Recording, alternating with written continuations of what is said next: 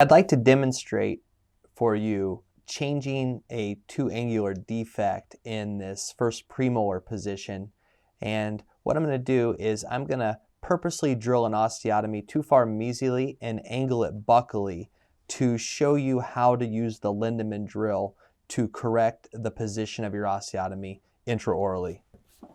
I'm also going to show you, I'm going to put the drill extender on to just kind of demonstrate how you can better visualize. If the patient can open far enough to use this, it will really help you exaggerate your angle one way or another and help you to better position your implant. So I'm going to purposely start slightly mesially, and I'm also going to angle a little bit to the buccal. So our implant will be coming out of the buccal cusp. And this is a very common error if you're coming in from the right side as a right-handed dentist, to lean the handpiece towards you. I'm going to make it recoverable, and I'm only going to go about 7-8 millimeters in, and I will show you how far mesially we're placed and how far angled towards the buccal we are. So if I take out this drill and I place it into the osteotomy, you'll notice we would be exiting towards the buccal cusp, and then if we look at it in this direction, you can see that we are slightly positioned to the mesial. So what we have to correct is where the apex of the osteotomy is, in addition to where it's exiting bone. Now I'm going to leave on the drill extender, go to our side cutting Lindemann drill, and the first thing I'm going to correct is bringing it back in to the arch form, so where we want to exit bone, and then I'm going to walk back in an up and down direction, and then I'll take it slightly deeper and reevaluate.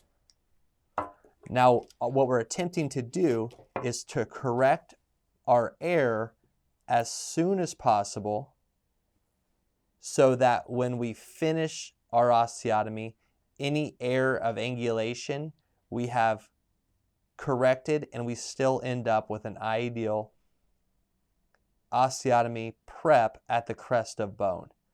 So I like where I'm exiting, I like where I am buccolingually, but if I look down the long axis of the drill, the apex is now slightly too far posterior.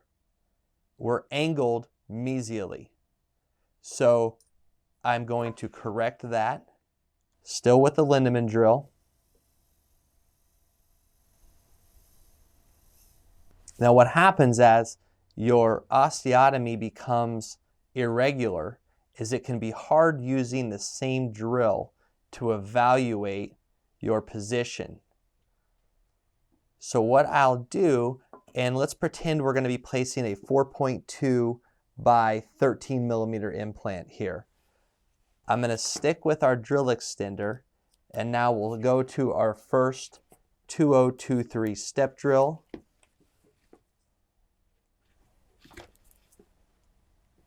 And we may not go to the full 13 millimeters.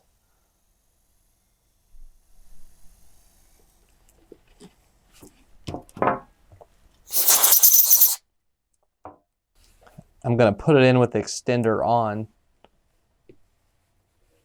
to really exaggerate.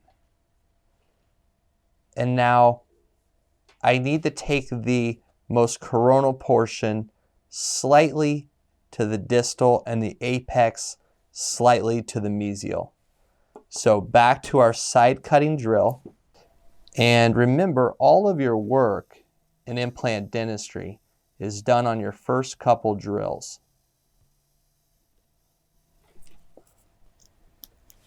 Back to the 2023.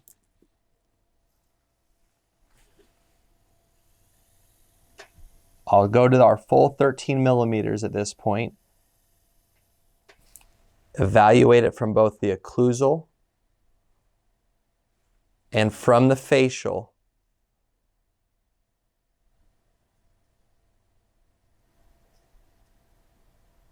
And I really like where we are at this point. So what I'll do is I'll go to the next drill in our sequence, our 2328.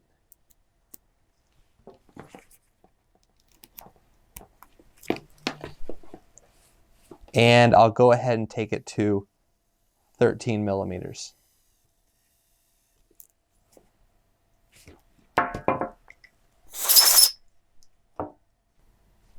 When we look at it from the buckle, it looks like we have the same space from the contact of the first buy and to the contact of the distal of the canine, right around 3 millimeters. And if anything, I might move it slightly to the distal at this point. What I'll try to do now is change it using our step drill. And if I can't, depending on how sharp our step drill is, we may or may not be able to do that.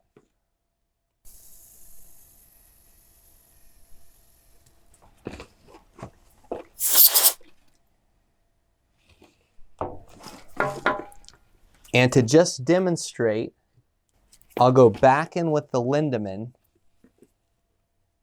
and use it on the most distal portion, making a semicircular motion all the way to depth. And our osteotomy will start to look like an egg on its side. Let's go back to our 2023, so that second drill, and take it to depth and reevaluate the position. So we've moved the entire aspect of the osteotomy to the distal. I like where we are in a buccal lingual angulation. I like where we are mesiodistally. Now let's go to our third drill. If we were doing a 4.2 diameter implant, this would be our second to last drill. So we have this drill and one more, all in an attempt to prep an ideal osteotomy. There is our final prep, and let's evaluate our final position and angulation. We would be exiting the tooth occlusally in the center. We would have our long axis in the mesiodistal position parallel to the contacts of the canine and the first premolar. And we are centered with where we want the screw access to exit our screw retained restoration. And we would have equal thickness of porcelain both to the buccal, to the lingual, and to the mesiodistal.